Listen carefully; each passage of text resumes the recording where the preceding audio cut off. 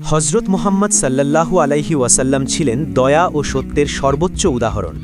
মক্কার মানুষ তাকে কষ্ট দিত, গালি দিত, তবুও তিনি ধৈর্য হারাননি। একদিন এক লোক প্রতিদিন তার পথে কাঁটা ফেলত। হঠাৎ একদিন কাঁটা না দেখে তিনি চিন্তিত হলেন। খোঁজ নিয়ে জানলেন লোকটি অসুস্থ।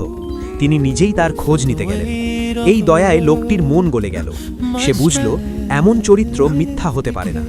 হজরত মুহাম্মদ সাল্লাল্লাহু আলাইহি ওয়াসাল্লাম শত্রুকেও ক্ষমা করতে শিখিয়েছেন।